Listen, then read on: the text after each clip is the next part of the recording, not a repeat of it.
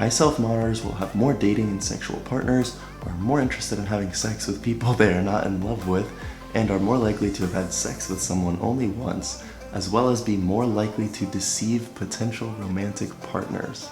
Wait, what?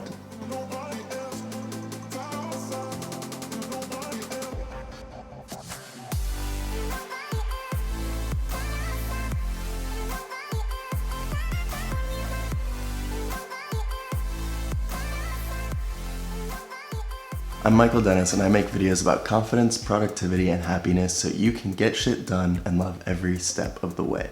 If that sounds like something you're interested in, I highly suggest hitting that subscribe button and the little bell so you get notified every time I drop a new video just like this. So as you can tell from the beginning of the video, Wikipedia makes some bold statements about high versus low self-monitors.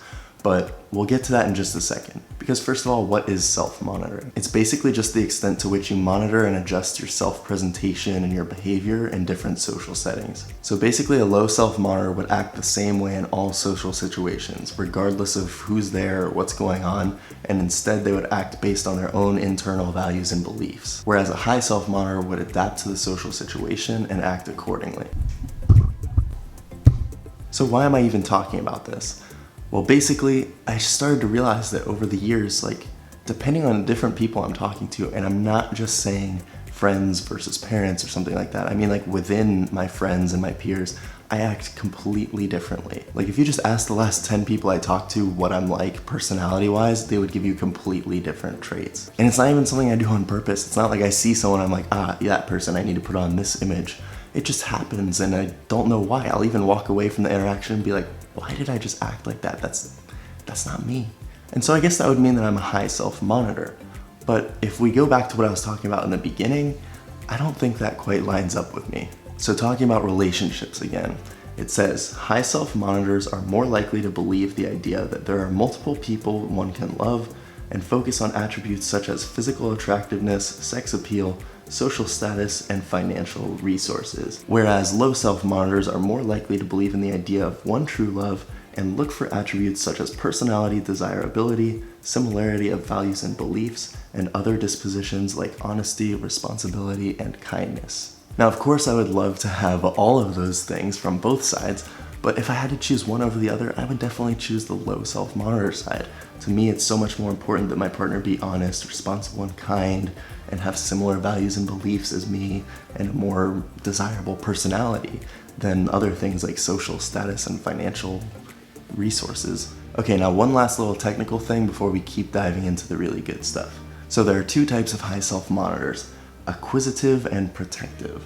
Acquisitive means for the purpose of acquiring appraisal from others, whereas protective means protecting oneself from social disapproval. So for example, acquisitive might be exaggerating how much you like a certain type of music. If someone's like, oh, I love hip hop, and you're like, oh yeah, bro, me too.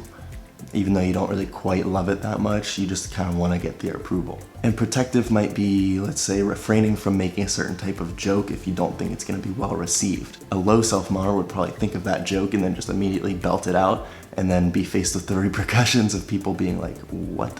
Whereas a high self-monitor, protective high self-monitor, would realize that beforehand and just not say the joke. So is being a high self-monitor a good thing because you are emotionally intelligent and situationally aware and you won't step on people's toes? Or is it a bad thing because you're fake and you're a people pleaser and you have no sense of self? As with most things, it seems like it's all about your perspective. So here it says, low self-monitors consider expressing a self-presentation dissimilar from their internal states as a falsehood and undesirable.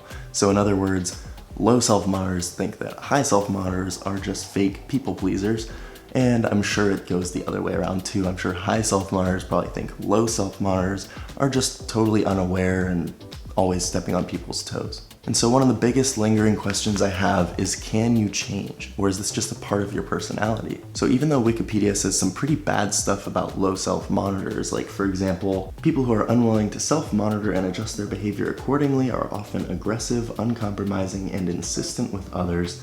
This may make them more prone to condemnation, rejection, and the possible consequent feelings of anger, anxiety, guilt, low self-concept, isolation, and depression. Even the occasional indiscretion can make social situations awkward and could result in the loss of a friend, coworker, client, or even job. And that's not where it ends.